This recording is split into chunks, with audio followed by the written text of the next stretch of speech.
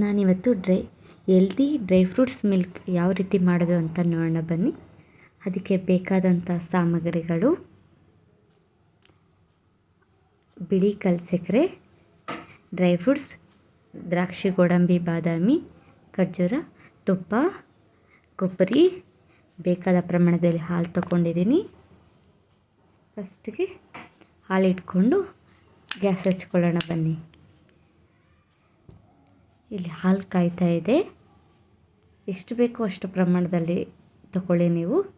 ಈ ಸೈಡಲ್ಲಿ ಮಿಕ್ಸಿ ಜಾರಿಗೆ ಒಣ ಕೊಬ್ಬರಿನ ತಗೊಂಡಿದ್ದೀನಿ. ಒಣ ಕೊಬ್ಬರಿ ಮತ್ತು 2 hours ನೆನೆಸಿಟ್ಕೊಂಡಿರುವಂಥ ಡ್ರೈ ಫ್ರೂಟ್ಸ್ನ ಇದರೊಳಗಡೆ ಆ್ಯಡ್ ಮಾಡ್ಕೋತಾ ಇದ್ದೀನಿ. ಇದನ್ನು ಗ್ರೈಂಡ್ ಮಾಡ್ಕೋತಿದ್ದೀನಿ.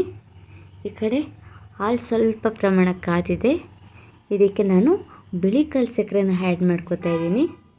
ನೀವು ಬೇಕು ಅಂದರೆ ಬೆಲ್ಲ ಕೂಡ ಆ್ಯಡ್ ಮಾಡ್ಕೋಬೋದು, ತುಂಬ ಚೆನ್ನಾಗಿರುತ್ತೆ.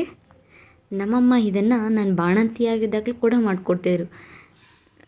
ತುಂಬ ನಮ್ಮ ಮಕ್ಳುಗಳು ಡ್ರೈ ಫ್ರೂಟ್ಸ್ ತಿನ್ನೋದೇ ಇಲ್ಲ. ನಮ್ಮ ಮಕ್ಳುಗಳಿಗೆ ಇದನ್ನು ಮಾಡಿಕೊಟ್ರೆ ತುಂಬ ಚೆನ್ನಾಗಿರುತ್ತೆ, ಟೇಸ್ಟಿಯಾಗಿರುತ್ತೆ, ತಿಂತವೆ ಬೇಗ. ಡ್ರೈ ಫ್ರೂಟ್ಸ್ ಚೆನ್ನಾಗಿರುತ್ತಲ್ಲ, ಬೇಗ ಹೋಗುತ್ತೆ. ಇದಕ್ಕೆ ನಾನು ರುಬ್ಬಿಟ್ಕೊಂಡಿರುವಂತಹ ಡ್ರೈ ಫ್ರೂಟ್ಸ್ ಮಿಶ್ರಣನ ಆ್ಯಡ್ ಮಾಡ್ಕೋತಾ ಇದ್ದೀನಿ. ಸ್ವಲ್ಪ ಇದನ್ನು ಮಿಕ್ಸ್ ಮಾಡ್ಕೋತೀನಿ. ವಯಸ್ಸಾದವರು, ಮಕ್ಕಳು ಎಲ್ಲರೂ ಕುಡಿದ್ರೆ ತುಂಬ ಚೆನ್ನಾಗಿರುತ್ತೆ. ಡಯೆಟ್ ಮಾಡೋರಂತೂ ತುಂಬ ಒಳ್ಳೆಯದು. ಇದು ಟೇಸ್ಟಿಯಾಗಿರುತ್ತೆ, ಹೆಲ್ದಿ ಕೂಡ, ಬೇಗನೆ ರೆಡಿ ಆಗಿಬಿಡುತ್ತೆ.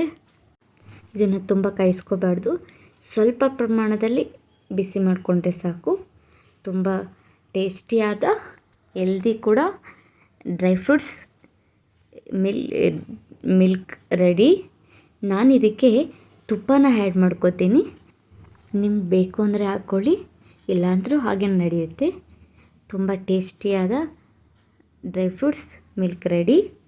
ಈ ವಿಡಿಯೋ ನಿಮಗೆ ಇಷ್ಟ ಆದಲ್ಲಿ ನನ್ನ ಚಾನಲ್ನ ಸಬ್ಸ್ಕ್ರೈಬ್ ಮಾಡ್ಕೊಳ್ಳಿ, ಲೈಕ್ ಮಾಡಿ, ನೋಟಿಫಿಕೇಷನ್ಗಾಗಿ ಬೆಲ್ ಐಕನ್ನ ಕ್ಲಿಕ್ ಮಾಡಿ.